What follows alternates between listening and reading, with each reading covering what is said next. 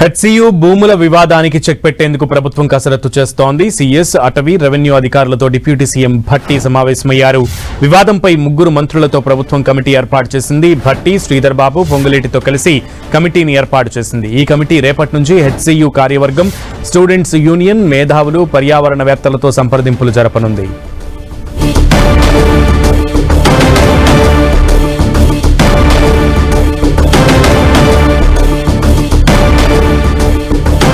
మంత్రుల కమిటీ అయితే ఏర్పాడైంది. రేపటి నుంచి సంప్రదింపులు జరపనుంది. మంత్రుల కమిటీ పూర్తి సమాచారం మా ప్రతినిధి కొండల్ని అడిగి తెలుసుకుందాం. కొండల్,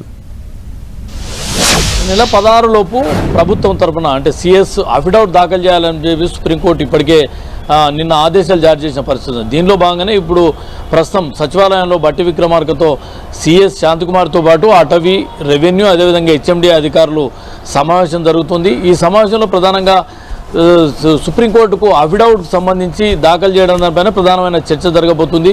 సుప్రీంకోర్టు ఇప్పటికే 5 ప్రశ్నలు వేయడం జరిగింది. అక్కడ ఇప్పటికిప్పుడు ఎందుకు అంత వేగంగా ఆ భూములను స్వాధీనం చేసుకోవాలని ప్రభుత్వం భావించింది అన్నది ఒకటి, అక్కడ ఏం నిర్మించబోతున్నారన్నది ఒకటి, ఈ భూములకు సంబంధించి అటవీ శాఖ నుంచి అనుమతులు తీసుకున్నారా లేదంటే పర్యావరణకు సంబంధించిన నుంచి అనుమతులు తీసుకున్నారా అని చెప్పి ప్రశ్నించిన పరిస్థితి ఉంది. దీనిపై పర్యావరణ నిపుణులతో ప్రభుత్వం ఏమైనా సంప్రదింపు అంటే రిపోర్ట్ తీసుకున్నదా అన్న వాటన్నిటిపైన సమగ్రమైన రిపోర్టును సుప్రీంకోర్టుకు అందజేయాలనే అఫిడవిట్ ద్వారా దాఖలు చేయాలని కోరిన నేపథ్యంలో ఇప్పుడు బట్టి విక్రమార్క ఈ అధికారులతో సమీక్షిస్తున్నారు. వీటికి సంబంధించిన దానిపైన కసరత్తు చేస్తున్నారు.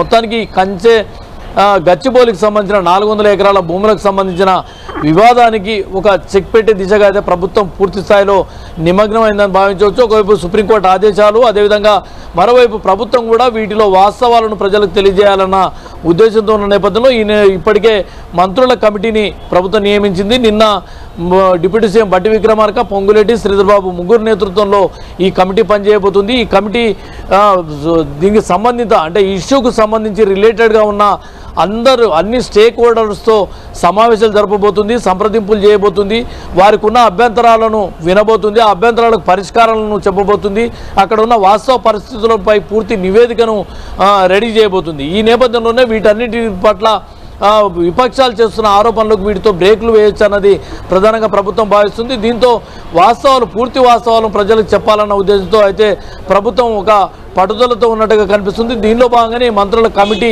సంప్రదింపులను రేపటి నుంచి ప్రారంభం చేయబోతుంది. ఈరోజు అయితే సిఎస్ అధికారులు, ఇతర ముఖ్య అధికారులతో సమావేశం డిప్యూటీ సీఎం బట్టి విక్రమార్క సమావేశమయ్యారు. వారితో సుప్రీంకోర్టుకు దాఖలు చేయాల్సిన అఫిడవిట్ పైన చర్చిస్తున్న పరిస్థితి ఉంది.